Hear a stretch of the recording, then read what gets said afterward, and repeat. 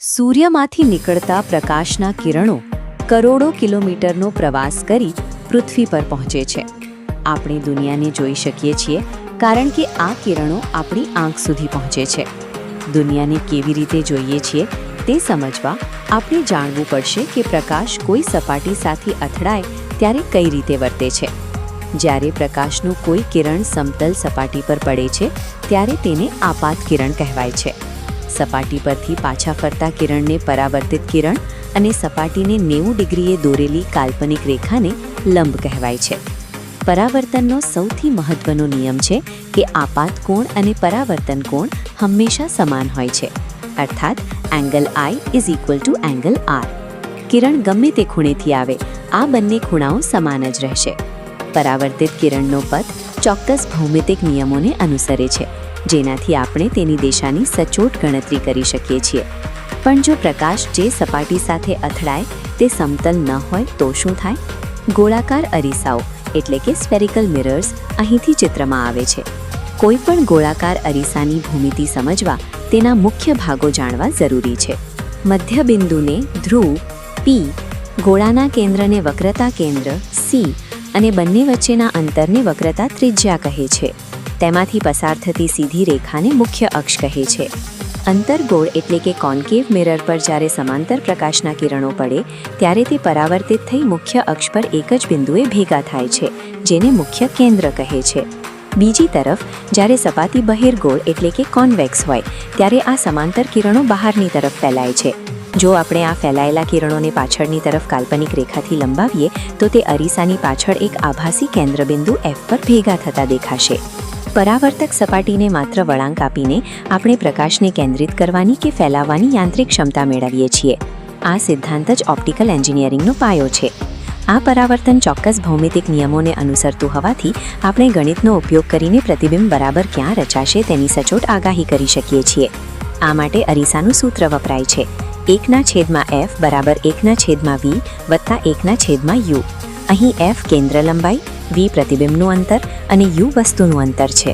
પ્રતિબિંબ કેટલું મોટું કે નાનું હશે તે જાણવા મોટવણી મેગ્નિફિકેશનનું સૂત્ર વપરાય છે. M = HI/HO −V/U.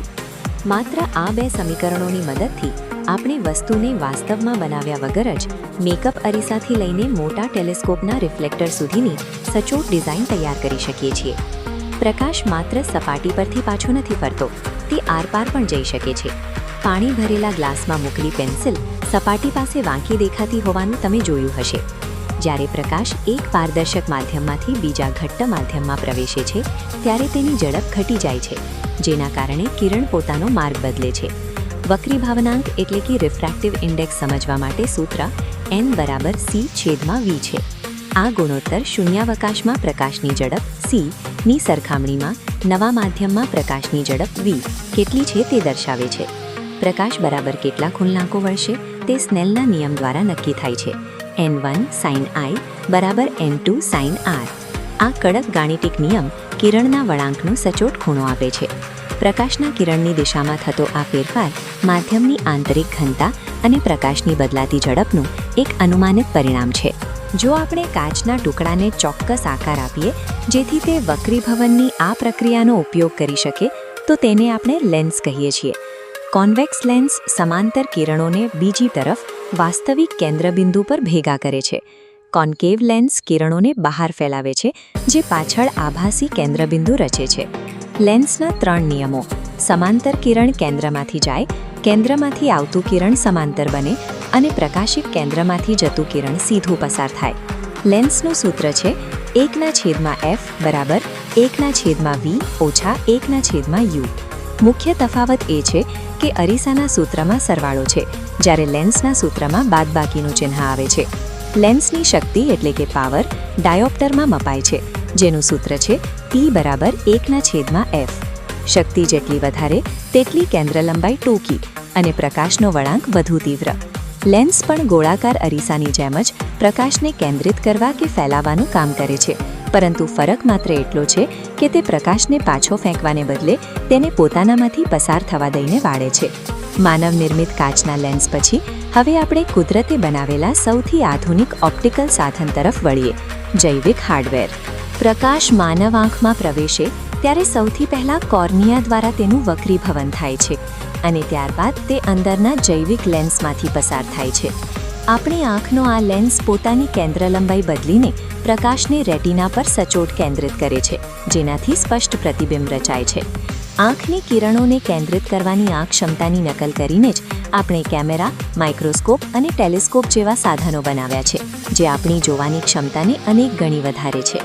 માનવ દૃષ્ટિની આ જટિલ રચના એ જ સમાન ભૌતિક વિજ્ઞાન પર કાર્ય કરે છે, જે પાણીના ગ્લાસમાં પેન્સિલને વાંકી વાળે છે. ચાલો ઝડપથી પુનરાવર્તન કરીએ. પ્રકાશ પાછો ફરે એટલે પરાવર્તન અને પ્રકાશ વાંકો વળે એટલે વક્રીભવન. અંતર્ગોળ અરીસો કન્કેવ મિરર પ્રકાશને કેન્દ્રિત કરે છે, જ્યારે બહિર્ગોળ અરીસો કન્વેક્સ મિરર પ્રકાશને ફેલાવે છે. તે જ રીતે બહિર્ગોળ લેન્સ પ્રકાશને કેન્દ્રિત કરે છે અને અંતર્ગોળ લેન્સ પ્રકાશને ફેલાવે છે. ગણતરી માટે અરીસાનું સૂત્ર છે 1/f = 1/v + 1/u. લેન્સનું સૂત્ર છે 1/f = 1/v - 1/u અને લેન્સની શક્તિ માટે p = 1/f.